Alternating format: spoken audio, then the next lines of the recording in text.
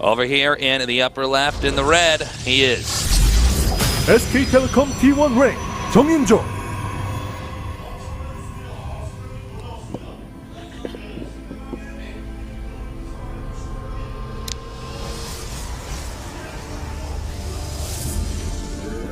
And his opponent over here in the upper right, he is. Samsung Galaxy 간 Stork 송병구. I think we're probably going to see a more standard build here from Stork this time around. He's definitely not going to use the same build as last time. Yeah, I would kind of be surprised if that was the case. From Canada, welcome. Happy birthday, Crop. Crop. Isn't that what they farm in Canada? What?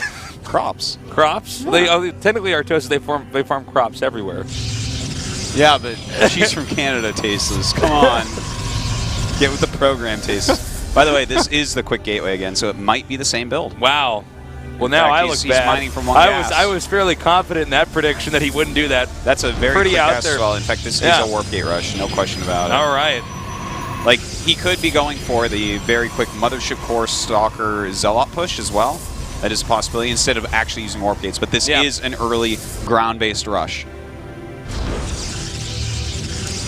Well, let's see if this works in this case. Sometimes this is one of these super meta things you can do, where you know, of course, no one would do this build twice, and then in fact, out with it, they do it. You know.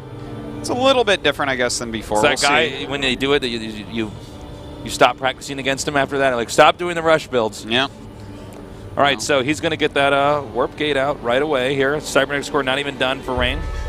Interesting that he wants to continue to use this build because when Rain scouted it last time, he countered perfectly, but the scout this game is going to be a bit late because he scouted in the wrong direction.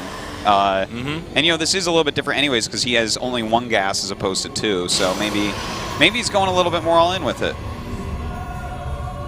Well, let's see here. That probe is now going to get inside that base, get a good idea of what's going on. There are the extra gates for the warp gate rush. Notice you parked probes there for a little bit. And this is a pretty all-in build here. I mean, the goal here is just to catch Rain with his pants down before Rain's set up doing what he wants to do. And with the Stargate build like this, I think actually Stork could be in pretty good shape, actually. Yeah, I would say so. Doing a rush like this. You know, obviously that Stargate is not the tech that you're looking for to counter this. Like, you'd prefer to have Twilight or Robo or just your own gateways. But he's going to be super light on units. Notice how he's not even making another. He is going to add a couple gates. So that's good, but he's going to be way behind on units. Nice spotting with the Mothership there. Now remember, Rain did manage to hang on last time with an aggro build like this coming at him. He's going to bring that. He tried to get the probe tastes, but it still got that pile. Yeah.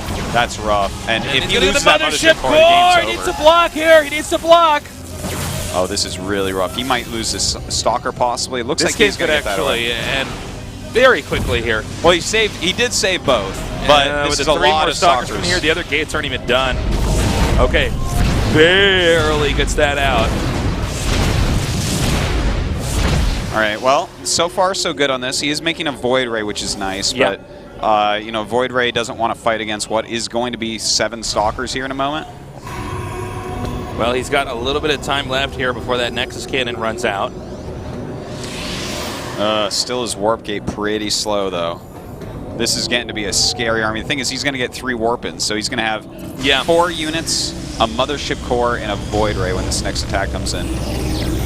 That's not that much. Nexus Cannon almost He's out. going to have to pull his probes, and then he's going to start losing probes. This is really rough. Probes. He's got the Zealots up here already predicting that the probe pull would be necessary, so the Zealots, of course, doing damage a little bit quicker than the Stalkers is going to be very useful here.